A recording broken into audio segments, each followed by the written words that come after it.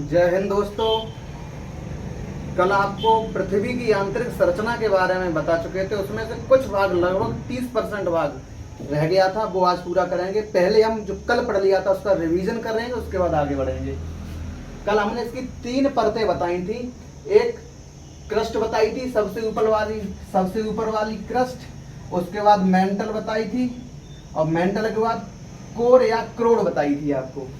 उसके अन्य scientific name और बताए थे, जैसे हमने एक ट्रक इसके लिए याद करने के लिए बताई थी बीपीएल, जो राशन मिलता है, ऐसे बीपीएल राशन मिलता है, बीपीएल कार्ड धारक होते हैं, उसी तरीके से।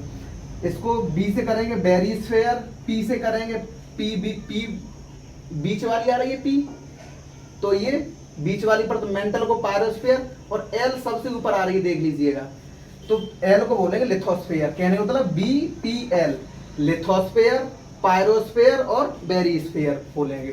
तो क्रस्ट तो इसका नाम था ही लिथोस्फेयर। सियाल हमने बताया था, जो क्रस्ट और लिथोस्फेयर का जो नाम है वो सियाल और है। सियाल इसमें सिलिकॉन और एल्यूमिनियम खनिज पदार्थ पाए जाते हैं, इसलिए इसका नाम सियाल और रख दिया गया है। बीच वाली पर मेंटल, पायरोस्फेयर, सीमा, सिलिकॉन और मैग्नीशियम, सिलिकॉन और मैग्नीशियम पाया जाता है, इसीलिए सीमा इसका नाम। पी से पायरोस्फेयर बीच वाली हो ही गया, मेंटल बताई दिया। व्हाइट ऑफ द अर्थ इसलिए कहते हैं क्योंकि बीच वाली परत में लावा पाया जाता है, वो एक द्रव पदार्थ में होता है, इसीलिए इस परत का नाम व्हाइट ऑफ द अर्थ भी होता है। कोर वाली परत, इसको बेरिस्फेयर बोलते हैं, सबसे पहले आ रहा है बेरिस्फेयर। बेरिस्फेयर, कोर और क्रोड इसी को बोलते हैं। नीफे हमने आपको उस दिन बताया था, इसमें निकिल और फेरस पदार्थ पाए जाते हैं, इसीलिए इसका नाम ये नीफे बोला जाता है। इसके अगर हम इसके घनत्व की बात करें, तो इसका जो घनत्व होता है वो 2.8 से लेकर 3 तक हो जाता है ग्राम प्रति सीसी। ठीक है, लिथोस्फेयर का। पायरोस्फेयर की घनत्व की बात करें, बीच वाली मेंटल की बात करें, तो मेंटल का जो घनत्व होता है, 4.7 से 5.5 ग्राम प्रति सीसी होता है। इसकी बेरिस्फेयर की बात करें, घनत्व की बात करें, तो इसका 9 से 11 ग्राम प्रति सीसी घनत्व होता है। अच्छा, इसके टेम्परेचर की बात करें, तो इसका जो एवरेज टेम्परेचर होता है, लिथोस्फेयर का एवरेज टेम्परेचर होता है, वो होता है 1000 डिग्री सेंटीग्रेड। इसके एवरेज टेम्परेचर की बात करें, तो इसका एवरेज टेम्परेचर होता है 3700 डिग्री सेंटीग्रेड। अगर इसके बेरिस्फेयर के टेम्परेचर की बात करते हैं, तो इसका जो टेम्परेचर होता है 45,000 डिग्री सेंटीग्रेड। इसके टेम्परेचर की बात हो गई, परतों की बात हो गई, और हमने एक चीज और बताई थी इसमें कि जो सबसे बड़ी परत है वो मेंटल मानी जाती है। क्यों? क्योंकि इसका जो कुल वॉल्यूम होता है, कुल वॉल्यूम जो होता है वो सबसे अधिक होता है, और इसका द्रव्यमान भी अधिक होता है उन परतों से। इन दोनों परतों से इनका जो वॉल्यूम और मास दोनों से अधिक होता है, इसीलिए इसको बड़ा माना गया, और बाहरी भी यही परत होती है।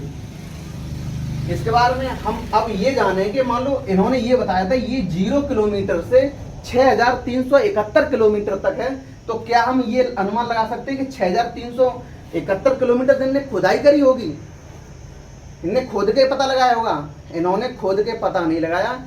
एक ऑस्ट्रिया के भूवैज्ञानिक थे, इनका नाम सोएस था। क्या था? सोएस ने ही इनकी 3 परतों में बांटा है, सिलिकॉन, एल्यूमिनियम या सियाल, दूसरी वाली परत को सिलिकॉन, मैग्नीशियम, और तीसरी परत को निकिल और फेरस के रूप में बांटा सोएस ने। और सोएस ने ही बताया कि इन्होंने ये बताया कि भूकंप विज्ञान एक ऐसी चीज है कि जिसके द्वारा हम पृथ्वी के बहुत अंदर तक जा सकते हैं। सोएस ने ये बताया कि ये परतों के आधार पर उन्होंने बांटा ही था। इन्होंने ये भी बताया कि भूकंपी तरंगों के द्वारा हम पृथ्वी की नीचाई तक पता कर सके कि पृथ्वी कहाँ तक है। तो उन्होंने ये बताया कि भूकंपी तरंग, इसमें 3 तरंगे होती हैं। एक तो प्राथमिक तरंग, दूसरी द्वितीयक तरंग, धरातली वेव। इसको प्राइमरी वेव्स, सेकेंडरी वेव और धरातली वेव बोलते हैं। सेकेंडरी वेव प्राथमिक वेग अनुदैर्घ्य तरंगे होती हैं। जब अनुदैर्घ्य तरंग और अनुप्रस्थ तरंग पर ध्वनि और प्रकाश आपको पढ़ाएंगे तब बताएंगे अनुदैर्घ्य और अनुप्रस्थ क्या होता है। अभी आप इतना समझो कि प्राथमिक तरंगे पाई जाती हैं और द्वितीयक तरंगे और धरातली तरंगे। जो प्राथमिक तरंगे होती हैं वो, जैसे ये मान लो पृथ्वी है, आपने यहां से प्राथमिक तरंगे भेजी,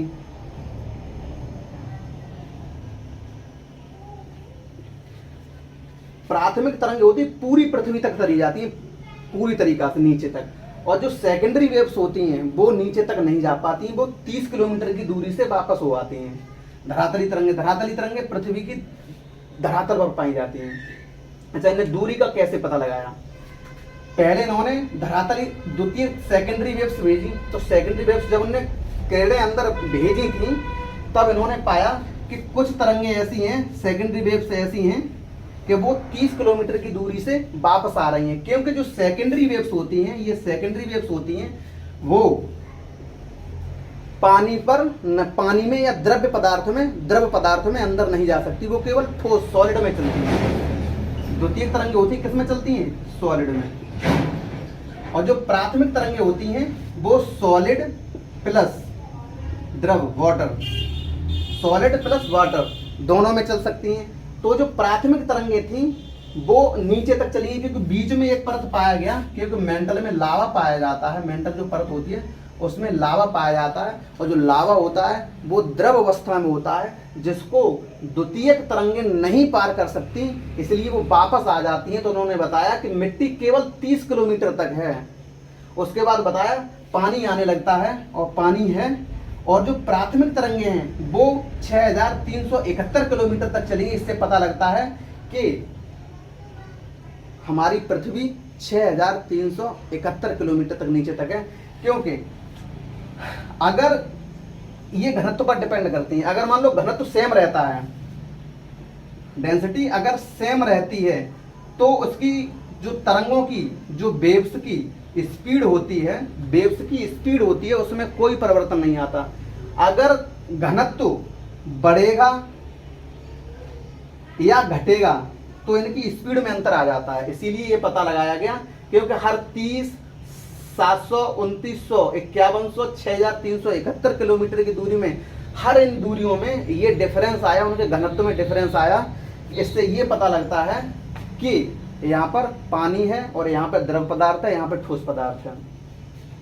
एक भूवैज्ञानिक और हुए जिनका नाम है ग्रांट। ग्रांट ने पृथ्वी को 3 भागों में बांटा है, भूपर्पटी, भूप्रवार और कोर। ये ग्रांट। सुएज ने भी 3 प्रकार में बांटा है, सियाल, सीमा और निफे। ये जो 30 किलोमीटर, 700, 2951, 6371, ये सब क्या किलोमीटर में दूरियां हैं। एक चीज और हम बताना चाहेंगे, क्योंकि जो प्राथमिक तरंगे हैं वो पृथ्वी में पूरी चली जाती नीचे तक। देखो, पी से प्राथमिक और पी से पूरी, मतलब प्राथमिक तरंगे पूरी नीचे तक चली जाती हैं। तो इससे अनुमान लगा, इससे ये पता चलता है कि हमारी पृथ्वी नीचे तक है। एक चीज और, जब हम पृथ्वी के नीचे जाते हैं तो हर 32 मीटर पर, प्रत्येक 32 मीटर चलेंगे तो टेम्परेचर में 1 डिग्री सेंटीग्रेड का इंक्रीज हुआ आता है। कि आप जैसे मान लो अभी 4 मीटर पर या 4 मीटर पर आपका 3 डिग्री सेंटीग्रेड है, तो 32 मीटर पर 32 और 36 मीटर पर आपका 1 डिग्री सेंटीग्रेड बढ़ जाएगा, क्या 4 डिग्री सेंटीग्रेड हो जाएगा। कहने का मतलब प्रत्येक 32 डिग्री सेंटीग्रेड पर यह पता चल जाता है कि हमारा टेम्परेचर 1 डिग्री सेंटीग्रेड। पृथ्वी की आंतरिक संरचना में जो धरातली तरंगे होती हैं वो सबसे खतरनाक तरंगे होती हैं, क्योंकि जो भूकंपी तरंगे होती हैं, भूकंपी तरंगे 3 प्रकार की होती हैं, जिसमें प्राथमिक तरंगे और जो द्वितीयक तरंगे होती हैं वो पृथ्वी के अंदर उथल पुथल मचाती हैं। लेकिन जो धरातली तरंगे होती हैं, जो धरातल पर उथल पुथल मचाती हैं, जिससे जनहानि, धनहानि सब धरातली तरंगों से होती है। इसलिए धरातली तरंगों को सबसे खतरनाक तरंगे बोलते हैं। अब ये पृथ्वी की आंतरिक संरचना का भाग पूरा हुआ।